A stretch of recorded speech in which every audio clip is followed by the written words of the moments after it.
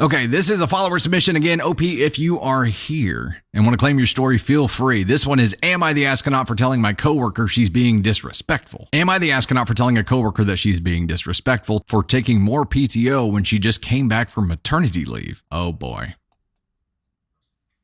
In January, we had 2 coworkers go out on maternity leave and 1 that was on medical leave. The 3 of us that were left worked 60 hours a week each while they were gone. We were promised our PTO request when they came back. Well, now 2 of the 3 are back and they both have made endless PTO requests, left early and called out several times. My PTO starts in a week. I'm looking forward to it as I have not had any time off for myself in 4 years. Now I'm being told I have to come back early from my PTO to cover 3 shifts that need covered because 2 of my coworkers have now put PTO requests in for the last 5 days that I'm gone. I told them no. I need a break after their maternity leave, and they are being extremely disrespectful for requesting so much PTO after their return. They need to step aside and let those of us that busted our butts have a chance to recharge. I am now being told that I'm being a jerk because I told them they are being disrespectful and refused to come back early from my vacation. So, am I the asshole? This was a short one. It is, am I the astronaut for telling my coworker she's being disrespectful? And it was for taking more PTO when she just came back from maternity leave. Why is this something that the employees are having to figure out on their own? This seems like something that a manager should be coordinating to get things covered. I assume that's who reached out and said that OP here needed to come back 5 days early to cover shifts that have since been requested as PTO. Now,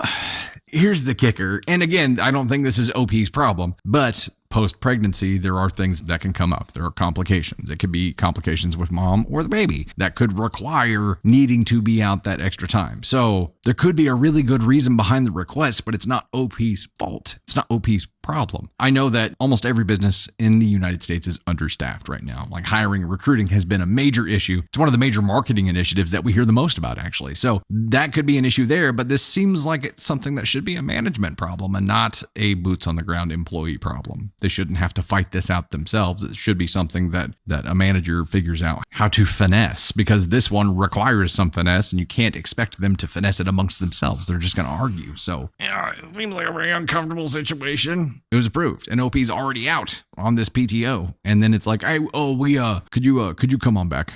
Could you come on back from that PTO that you are out there, enjoying right now, probably in the middle of vacation or something. But yeah, we're going to need you to go ahead and end that and come on back. Now, the comment here about being disrespectful for taking it, I think might be a little bit harsh because you need to understand why the request was made to be able to make that statement. That might be a little bit tough. And again, like I said, post-maternity leave, words are hard. There are a myriad of reasons that could present the need for that additional time off that's needed, but that's not OP's problem. But because it's not OP's problem, I think taking a jab right there is unneeded. I understand getting pissed. I understand having feelings about it, saying the disrespectful part, not unwarranted, but it was unneeded. It didn't help solve anything, didn't add any value to anything here. It was just basically a boundary reinforcement of saying like, no, I'm not coming back. And I think it's bullshit that you're asking this. Should have been a management issue. We'll go ahead and say NTA for OP here.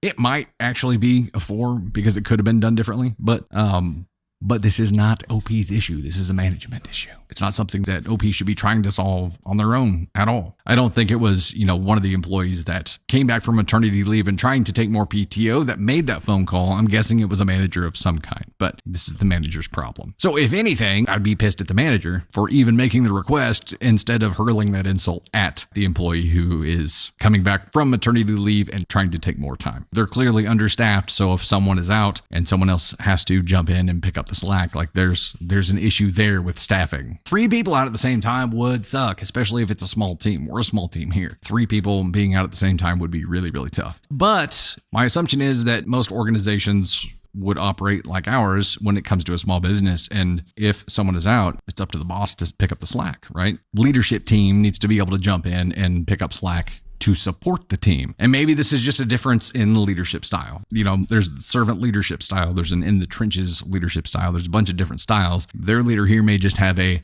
just get it off my desk. I don't want to deal with it. You guys figure it out style, which isn't really sustainable because pretty soon everybody's going to be gone. Depending on the size of the team, depending on how the structure of the organization here, there are a lot of variables that are in play here, but it shouldn't be their job to figure this out. It's a complicated issue. Luckily, we have a great team that communicates really well and get things covered ahead of time.